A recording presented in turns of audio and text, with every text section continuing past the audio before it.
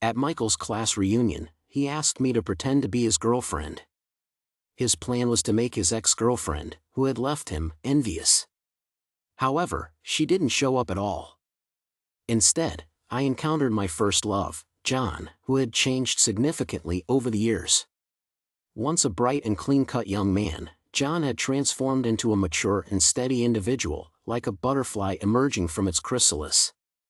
The boy who once shone brightly in my youth captivated me again effortlessly.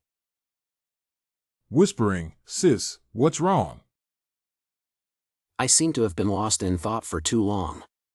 Michael gently nudged my shoulder, his voice only audible to the two of us. Forcing a bitter smile, an ex-boyfriend. Our interaction was so intimate that it drew teasing remarks from those around us, including a sarcastic comment from John. Sarcastic, robbing the cradle, Emily, aren't you ashamed? I clenched the hem of my clothes, trying to steady my trembling hands. Pretending to be calm, I gently touched Michael's handsome face. You're right, the young ones are indeed better. Pausing, you are too old. Looking up, I saw John's face darken and Michael's astonished expression. The girl beside John awkwardly tugged at his sleeve, her eyes like those of an innocent, wounded deer. Her clean white dress and slightly curled hair made her look even more like a jasmine flower. Some memories flashed by, making me uneasy. Only fragments remained, as if many years ago, I was like that too. But now, I had short, neat hair and no longer wore white dresses. A sharp pain suddenly pierced my chest, and I couldn't control the pallor spreading across my face. I looked up to see John's face as calm as ever, but his eyes betrayed a hint of concern. Softly, John, cherish the people around you. Lowering his head, expression unreadable, my matters are none of your concern. John gently brushed his wristwatch without responding. That watch was the one I had given him 3 years ago. He had never thrown it away. I dared not think too much and turned to Michael. Have fun, I'm not feeling well. I'll head back first. Concerned, I'll take you. Smiling lightly, don't worry. The cool breeze sobered Emily up quite a bit. She heard footsteps behind her, ones she had become all too familiar with over the past 3 years. It was John, the person she had been longing for. Emily, can we talk? John stood silently behind her, and Emily stood quietly as well. John took a gentle step closer, and Emily moved a step to the side. This game was indeed tiresome, and John's patience had long been exhausted. He suddenly took 2 steps forward and tightly grasped Emily's wrist, making it impossible for her to break free. Break up with him and get back together with me. No, John. I have the means now, I can give you anything you want. It's not about that. John's eyes reddened, his voice hoarse as he cried out in helplessness. You told me to cherish the people around me, but did you ever cherish me? Why, for 3 years, did you not even give me an explanation? Why did you make it impossible for me to find you? Emily forcefully broke free and took 2 steps back, putting some distance between them. John, I stopped loving you a long time ago. Satisfied? She turned her head to avoid John's scrutinizing gaze. He lowered his head in dejection, let out a bitter laugh, and muttered to himself. I should have guessed. I should have known. Emily looked down at her toes, where a few studs sparkled like sharp spikes, ready to pierce any enemy without hesitation. John remained standing there, but Emily had nothing more to say. Goodbye, John. She turned and walked towards the bus stop, where the shining lights offered her a bit of comfort. Suddenly, a man on a bicycle rushed out, whistling arrogantly. His black clothes, black pants, black mask, and black baseball cap were a harsh assault on Emily's eyes. What? She stood there, watching him charge towards her, unable to move an inch. Her body was abruptly pulled down, and she fell into a warm, strong embrace.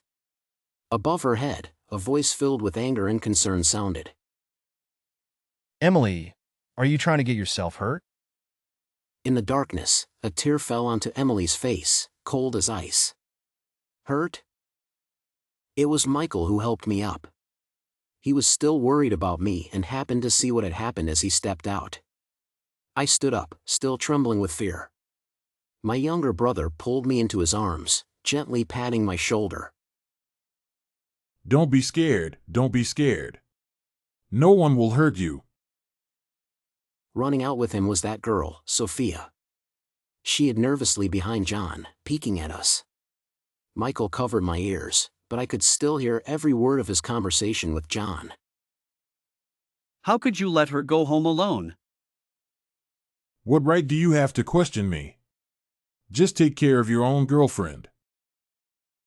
Sophia shivered cooperatively and whined. John, I'm cold. John turned slightly, glanced at me in Michael's arms, took off his coat, and handed it to Sophia without saying a word, his eyes fixed on me. Michael supported me as we were about to leave when John's voice came from behind us. Emily, don't you have anything to say to me? I paused and looked at John. I wish you happiness. John gave a bitter smile and pulled the awkwardly standing Sophia into his arms. You too. I locked myself in my room for 3 whole days until Michael threatened to break down the door, and I finally opened it. I thought I was ready to let go, but in reality, I couldn't move on. I kept reminiscing, kept suffering. On our first anniversary, John and I had planned to set off fireworks by the river. That day, I wore the first gift John had given me, a clean, pure white dress. It was also that day that the pure white dress was stained and ruined. While John was lighting the fireworks, I was on my knees, enduring the torment from behind. The fireworks were beautiful, but I was in so much pain. The person behind me grabbed my hair, forcing me to look up at the sky full of fireworks. I let my tears flow inward, drowning myself in an endless sea of sorrow. The fireworks and I both vanished that night. John was labeled as young and promising. And indeed, he was. His security system was impeccable. Collaborating with John was something I never expected. He professionally asked me to provide the layout of the entire show and backstage. Some clothes needed to be placed in secure, luxurious glass cabinets, while some people could only stay in the filthy gutters. I am a fashion designer, but I no longer have the courage to design a dress for myself. Mr. John, this is the layout of the entire show. I handed the organized materials to John, who glanced at them briefly and tossed them to his assistant. He fiddled with the watch on his wrist, his eyes burning as he looked at me. Miss Emily, why don't you show me around? A field inspection would be more comprehensive. I opened my mouth, about to refuse, but Director Jean cut in. Mr. John is right. Emily, show Mr. John around. After speaking, she winked at me, her intentions clear. I sighed in resignation and obediently stood up, becoming the tour guide for my own show. This is the backstage area. There's a darkroom here where valuable clothes are kept. It's the core of our security. This is the fitting room, and Before I could finish, a strong force pushed me into the fitting room and locked the door. Fear began to spread from the depths of my heart, tearing at dark memories. My screams were muffled by John, who leaned down, holding me tightly in his arms. Emily, I've missed you so much. Tears instantly filled my eyes. He opened his eyes and, seeing my expression, hesitated slightly. His large hand gently covered my eyes, and he kissed me again. He reluctantly stood up, looking down at me with deep affection. But I couldn't hold back any longer. I raised my hand, and Michael, my troublesome younger brother, found himself in a fight and ended up at the police station. He demanded that I come and bail him out. Squatting on the ground, he rubbed his head in irritation. John stood nearby, equally distressed. Glancing at me, he seemed to want to say something but couldn't find the words. A police officer emerged from the interrogation room and eyed me suspiciously as I helped Michael. And you are? I'm Michael's sister. Since meeting John, I'd never seen him look so guilty. Michael kept complaining and regretting his actions, blaming John for choosing a secluded riverside spot for their meeting. Why did you get into a fight? I asked, rubbing Michael's head and looking at the two of them suspiciously. I thought he was betraying you, so I couldn't hold back. He displayed a picture of Michael hugging a girl. I'm sorry. Despite the fight, John stood there calmly, though his voice carried a hint of urgency. After leaving the police station, Michael shoved John hard, causing him to stumble into the railing behind him. Stay away from my sister. John steadied himself and looked at me with intense eyes but spoke to Michael. I love her. I was stunned and looked at John in disbelief. He had never said I love you before. When we were together, I would often coax and cajole him to say those words. He would always shake his head, kiss the corner of my mouth, and gently pat my head. Those 3 words aren't something you say lightly. If I say them, it means you're my one and only for life. Back then, I always thought I would firmly tell him, I love you. But on the path to his heart, I faltered and couldn't move forward. Michael always thought John was ridiculous, pretending to be deeply in love. Mr. John, your love is always so easy to express, fooling girls left and right. Did you forget you have a girlfriend? John stood there, speechless, his expression complicated as he looked at me. Michael laughed coldly, as if he had figured everything out. A taxi conveniently stopped beside us, and Michael quickly pushed me into the car, not giving John any chance to approach me. My phone screen suddenly lit up, showing a message from John that had somehow appeared in my chat list. The white text in the message box was glaring. I love you. You know this isn't just words. Michael saw me staring at my phone and curiously leaned over, instantly becoming furious. He grabbed my phone, cursing and threatening to delete John's message. I'm deleting this. I raised my hand to stop him. A new batch of models arrived at the show, and one of them could only be described as captivating. Emily always felt like someone was watching her, but whenever she turned around, she never found anything unusual. John seemed to be coming more frequently as well. He claimed he was there to check the security system, but he always brought me my favorite seafood porridge. Even though I never took a sip and threw it away, he seemed to enjoy bringing me different delicacies. The final body measurement before the show was Emily's responsibility. The extremely captivating male model was named David. There was a vague sense of familiarity about him. His enchanting eyes were mesmerizing, but when he looked at her, it always made her skin crawl. Emily, long time no see. Do you remember me? I've been thinking about you to the point of madness. The voice of the devil from 3 years ago echoed clearly in her ears. She looked up in terror, stumbling back a few steps. His eyes held a smile, and his dark gaze pulled her into an abyss. Miss Sue, we haven't measured your waist yet. He lifted a corner of his shirt, accidentally revealing a tattoo on his side, shaped like a butterfly made up of 3 letters. Under the glow of fireworks, the butterfly on the left side of his waist seemed ready to take flight. MYM. David.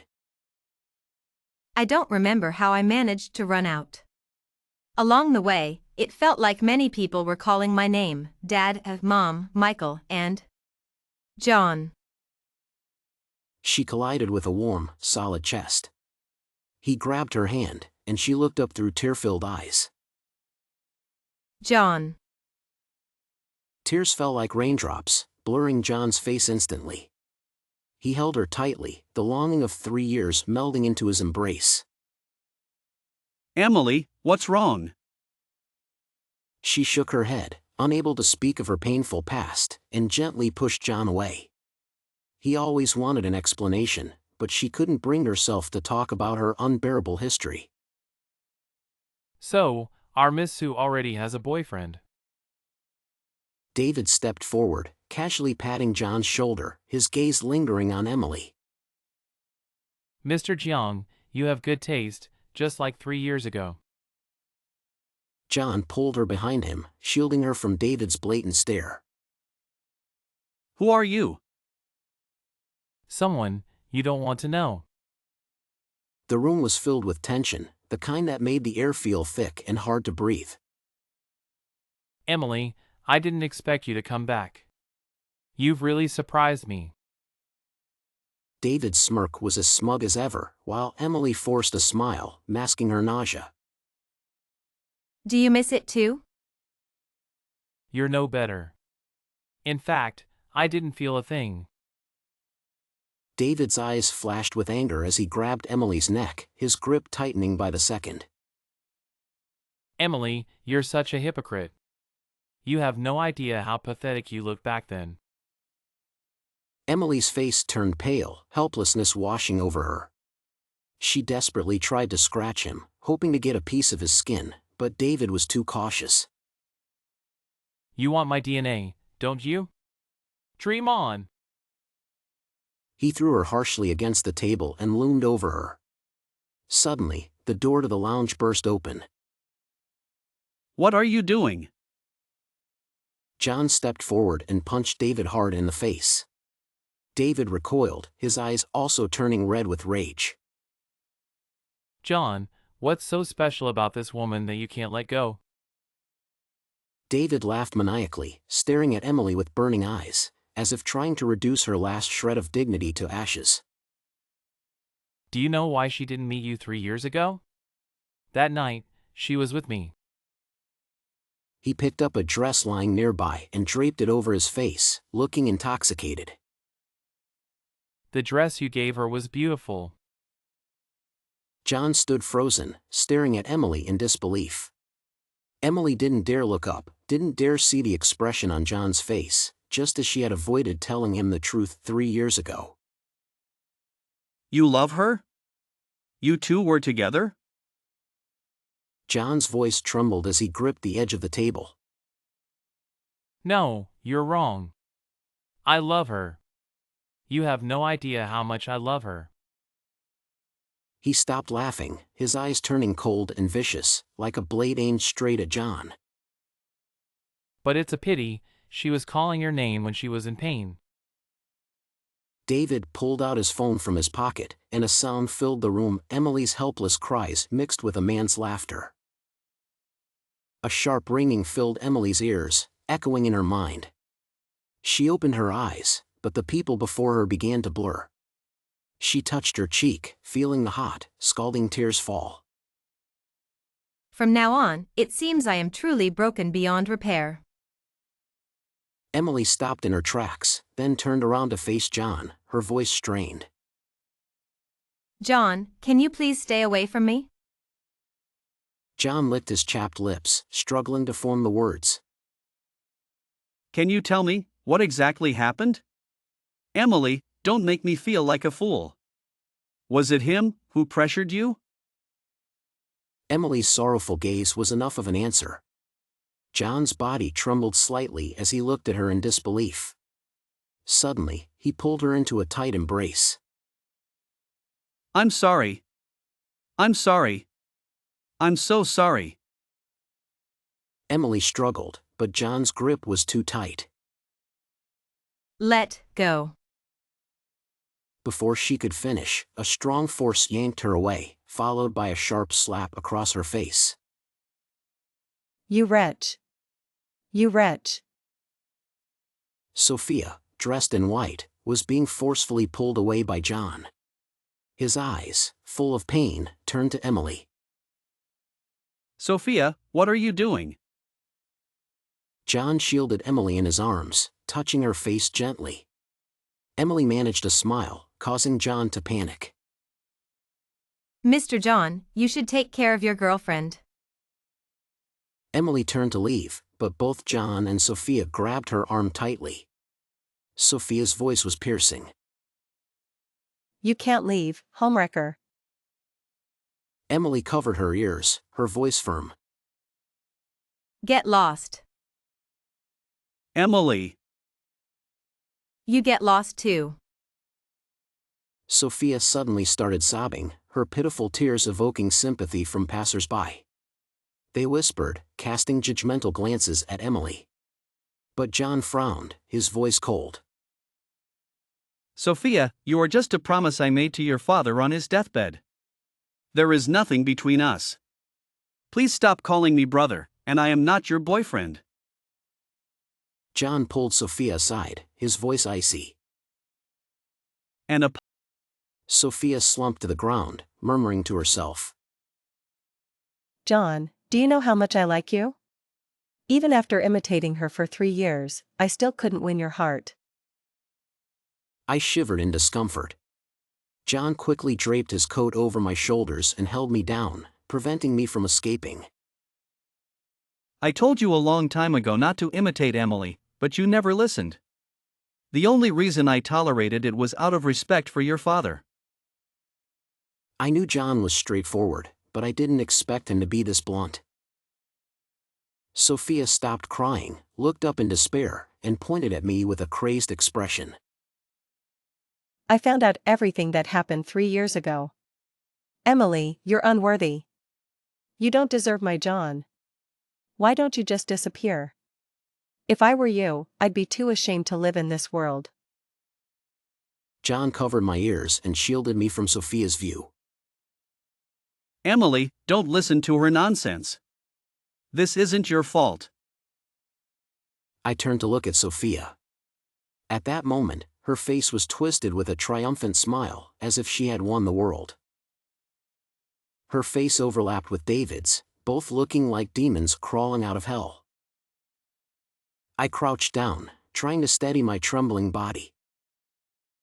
Should I disappear? Isn't the real culprit the one who caused the harm? How are you any different from them? So why do you think John would ever like you?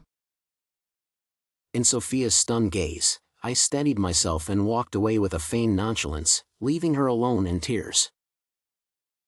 But once depressive emotions resurface, they're hard to control.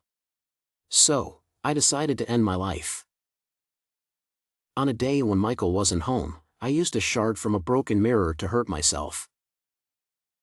When I woke up, both Michael and John were there. It was rare to see them so harmonious, quietly staying in the hospital room. I hated it when people looked at me with pity. When John looked at me that way, I knew Michael had told him everything. I glanced at my wrist, which hung limply by my side. John was gently blowing on the bandaged wound, as if that could ease my pain. But I was already numb. John carefully helped me sit up, his cautious expression just like when he used to care for me years ago. Michael's eyes were red as he scolded me in frustration. Are you foolish? What am I supposed to do if you're gone? I didn't know how long I had been lying there, my body weak and sore. I struggled to lift my hand and ruffled Michael's messy hair. Michael, I'm sorry. He turned away, stubbornly wiping his tears, his voice choked with emotion. Sis, I will catch that scoundrel for you. John's gaze was too intense to ignore, so I turned my head away. John, you should go. It was time for an apology, and time for closure. I couldn't let John waste his life on me. I'm sorry. He didn't say anything, just looked at me in silence.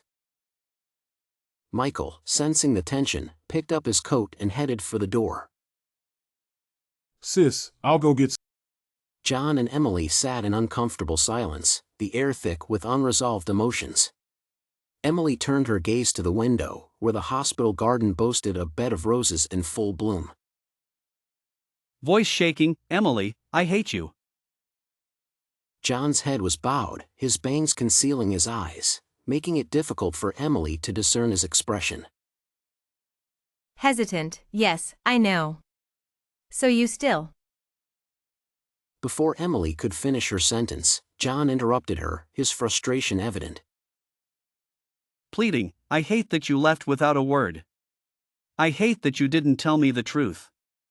You kept pushing me away, time and time again. John grasped Emily's hand, his face a mixture of pleading and helplessness. Softly, Emily, please let me stay with you this time. Don't leave me again. Emily turned her head away, afraid that she might soften, afraid that she might drag John down with her. Whispering, John, I can't burden you. Struggling, and besides, I can't. I can't be with you anymore. John's hand trembled, and his voice shook with emotion. Desperate, you always say it's for my own good, but you don't really know what that means. Determined, I don't care about those things. I only care about being with you. Ernest, let me stay with you, okay? A seed seemed to sprout in Emily's heart, a gentle breeze blowing through, making it itch and stirring her emotions. Softly, Sophia. John interrupted her, his gaze firm and intense. Assured, I'll handle it. I won't let anyone bully or hurt you again. Gently, Emily, trust me. Emily nodded lightly, her resolve softening. John looked up in surprise, his smile gentle and hopeful. Just then, Michael entered the room, the aroma of food wafting in with him. He paused for a moment, seeing John's silly grin. Cheerfully, sis, it's time to eat. I brought your favorite seafood porridge. John quickly grabbed the porridge and started feeding Emily, making Michael fume on the side. Seeing Emily eat happily, Michael hesitated before speaking. Concerned, what do we do next? John took out a napkin and gently wiped the corner of Emily's mouth. Reassuring, Emily, don't be afraid. We'll find a way. Confident, this time, we'll all be with you. Upon returning home from the hospital, Emily found herself staring at John's luggage, which had mysteriously appeared in her house, lost in thought. Turning to the doorway, she saw Michael giving her a sheepish smile. Sis, I got back together with my girlfriend, and I'm moving in with her. I'm worried about you being alone. I can take care of you, Emily. Take care of me, or keep an eye on me? Emily threw the stuffed toy in her hand at John, but he caught it effortlessly. Don't be mad, Emily. I'll make you something delicious. John walked into the kitchen with practiced ease and brought her a glass of milk, which she waved away. I haven't drunk milk in a long time. John froze, lowering his head apologetically. Michael's cheeky voice broke the silence. I'll drink it, I'll drink it. After Michael finished the milk, John gave him a look, and Michael quickly made his escape. Now it was just John and Emily in the room. He sat down next to her, and she instinctively moved away. Emily, if you don't like it, we won't have it. I can do anything you like. I haven't agreed to get back together with you. You don't have to do this. John just smiled, his large hand reaching to touch her head. Sensing her resistance, he slowly withdrew his hand. It's okay. I can wait. David's call came in the middle of the night. He said he wanted to see her and threatened to send a video to the work group if she didn't meet him. You're shameless. It's a sign of my love. Emily glanced at John's tightly closed door, with no light seeping through, assuming he was already asleep. But then she saw John sitting on the sofa, looking at her with concern. He put down his glass of water and walked to the window. The cold wind whispered through the cracks, making her shiver. Where and when? The lazy voice on the other end, mixed with loud music and cheers, made it hard to hear. Sunday, Four Seasons Hotel, room 4201. A large blanket wrapped tightly around her, carrying John's scent, giving her a moment of warmth. She turned around to see John's face, dimly lit in the darkness, somewhat blurred. Is it him? She nodded and started walking towards the bedroom, then stopped. Why are you in the living room so late? John closed the window and looked at her. I was afraid I wouldn't hear you if you called me. And I was worried you might cry secretly. When they were together, Emily often threw little tantrums, calling John in the middle of the night, crying out of frustration. She didn't expect John to remember. She handed him the blanket, and he took it carefully. I'm not the same Emily as before. He just smiled without saying anything, gently pushing her into the bedroom and tucking her in. Don't worry about this. I have a way. She closed her eyes and nodded. Go back to your room. John softly hummed in agreement, leaving a goodnight kiss on her forehead. When she opened her eyes, he had already hurried out. John presented me with a dress, identical to a design I had made 3 years prior, except for a gemstone adorning the bow. The gemstone sparkled brilliantly under the sunlight. I looked at John and Michael in confusion. I haven't worn a dress in a long time, especially a white one. Michael eagerly snatched the dress from John's hands and explained to me. This dress is different. There's a tiny camera embedded in the gemstone. John took out his phone, showing a video of Michael eagerly introducing the dress to me. It will track your location and record everything you see in real time. John looked at me with a troubled expression. I know this is difficult, Emily. You need to find a way to make him play the video, so we can use it as evidence against him. Seeing my hesitation, Michael patted his chest and assured me confidently. Don't worry, sis. John and I will be in the next room. If anything happens, we'll rush in to save you. John nodded in agreement, but I glared at Michael. Michael, the computer you wanted will be delivered to your apartment tomorrow.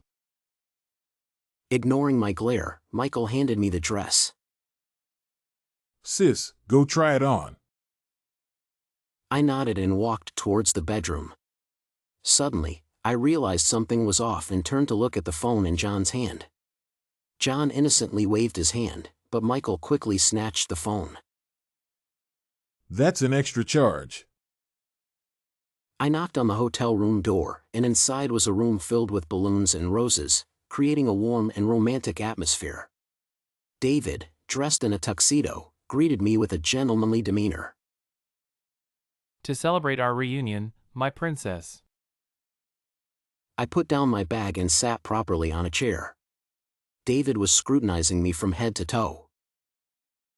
What will it take for you to let me go?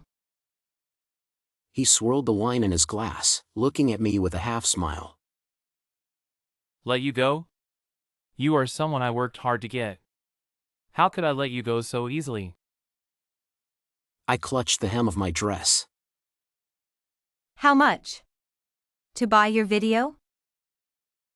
He picked up a rose from the vase, plucking the petals one by one and tossing them onto my dress. During the year you were with John, I followed you every day. Seeing my shocked expression, he chuckled. Too bad you only had eyes for John. That night was an opportunity one had waited for a long time. So tell me, why should I let you go? Furious, I threw the water from the table onto him and slapped him hard. You monster. You monster. David's face darkened, and he forcefully threw me onto the bed, pinning me down. Say it again, and I won't mind making you relive that night.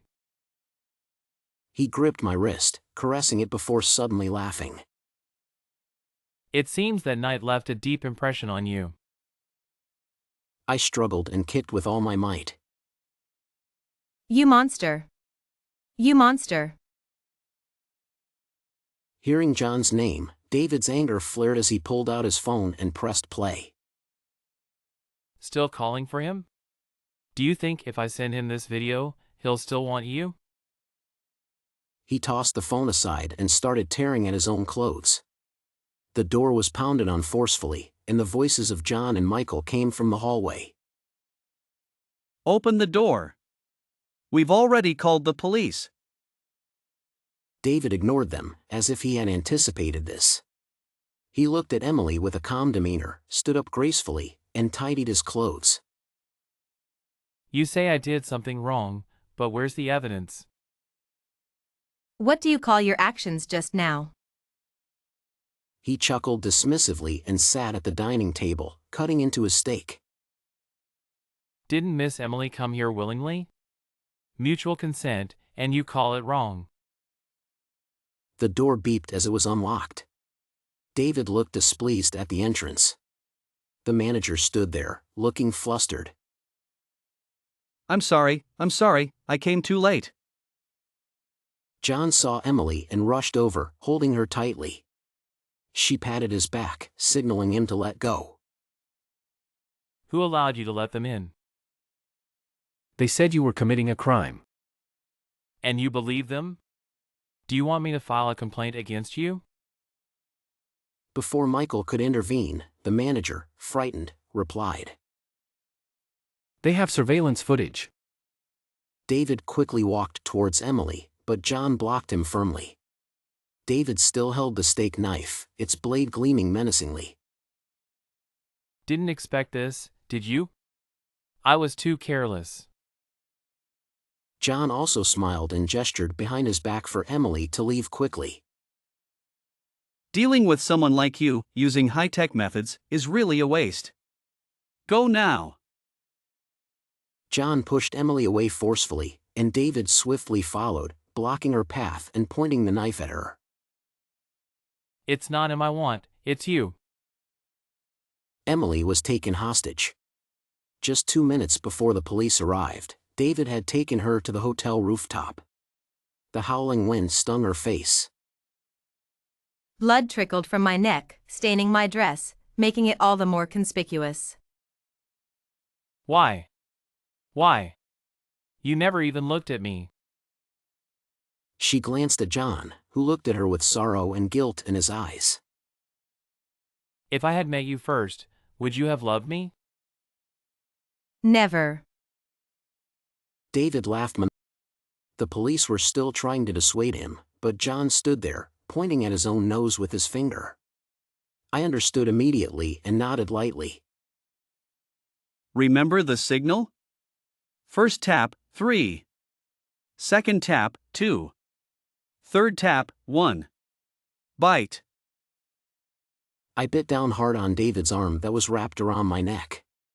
He winced in pain and instinctively loosened his grip. Now. Run. I dashed out, and the police swarmed in. David, with his long limbs, grabbed me in one swift motion. Come back. I looked up to see a sharp blade coming towards me. Resigned to my fate, I closed my eyes. The expected pain didn't come.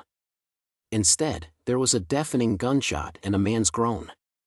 Warm liquid dripped onto my face. I opened my eyes to see John gripping the blade tightly in his hand, while David lay on the ground, a pool of red spreading around him. John, are you okay? Why are you crying? I'm fine, aren't I? I pressed my hand against John's wound, his blood flowing more and more, and my tears falling just as freely. Since childhood, I had a habit of being a foodie, and under John's indulgence, it only got worse. Several times, in my eagerness to enjoy delicious food, I burned myself but never learned my lesson. 3, 2, 1, open your mouth. After 3 light taps, the food would be just the right temperature as it entered my mouth. I shook my head and staggered to my feet. David lay on the ground, eyes closed, a smile still on his lips. John, taking advantage of his injury, became quite the shameless one. His hand was hurt, so he couldn't eat? Fine, I'd feed him. His hand hurt too much to change clothes? Fine, I'd clumsily dress him with one eye closed. I sat on the sofa, fuming, while John lay beside me, enjoying himself. Emily, I'm itchy. I want to take a bath. I rolled my eyes at him, picked up my phone, and called Michael. John wants to take a bath. Come help him. Ignoring Michael's angry shouts on the other end, I hung up and stormed out, slamming the door behind me under John's hopeful gaze. The phone seemed too quiet. After confirming multiple times that there were no messages, I started to worry. Was he really angry? I bought John's favorite pan-fried buns and hurried home. Inside, it was eerily silent. I pushed open the door to find the room filled with roses and balloons. John stood there, holding a bouquet, looking at me with deep affection. Surprise! Michael suddenly appeared behind me, pushing me into the room and setting up a camera. I stood there, bewildered, as John walked towards me step by step. Emily, I've finally found you. I never imagined that you spent these 3 years in pain, even resenting me for leaving.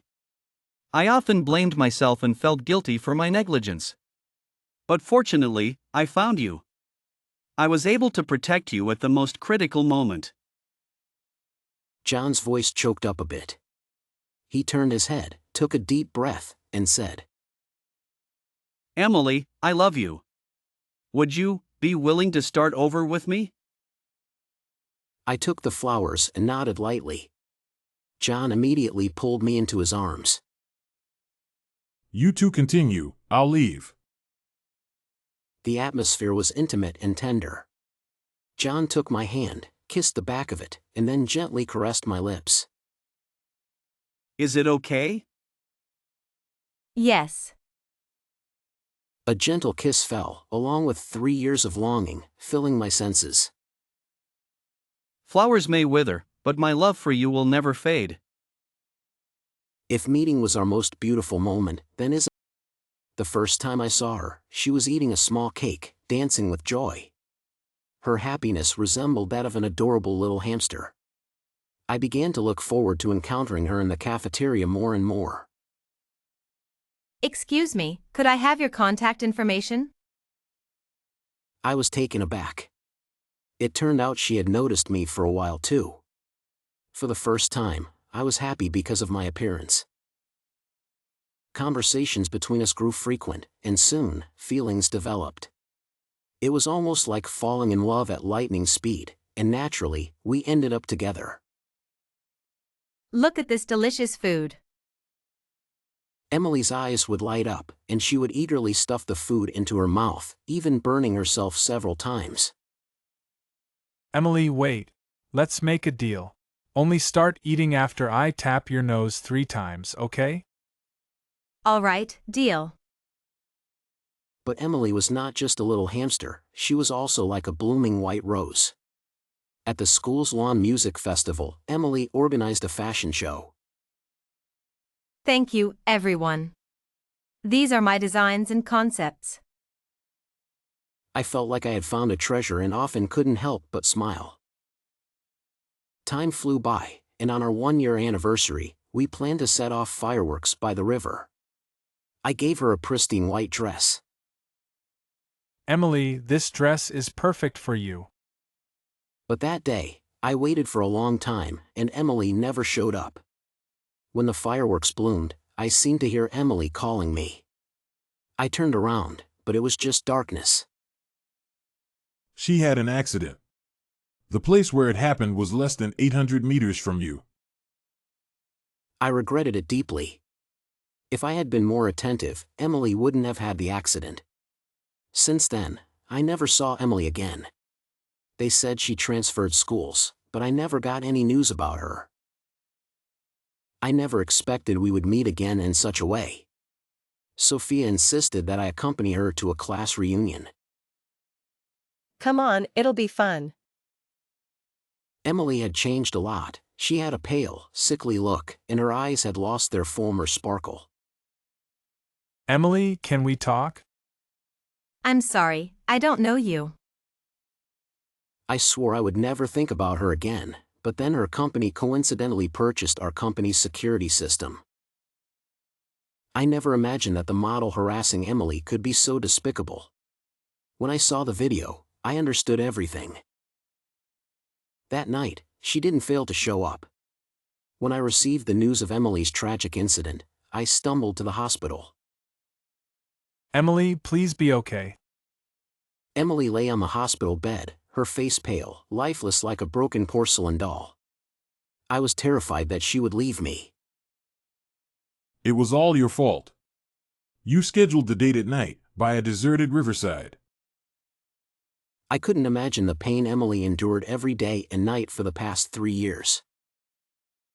Emily, I will stay by your side, no matter how difficult it is. Fortunately, this time she didn't push me away. I never expected David to go to such extremes, wanting to take Emily away. I shouldn't have let Emily take the risk. Emily and I have a secret signal. Let me try. It turned out Emily had never forgotten. I'm here. The moment she ran towards me, I wanted to protect her with my life. Now, Emily is my girlfriend again. Although she is still somewhat resistant to intimate actions, I can wait. Whether it's 3 years,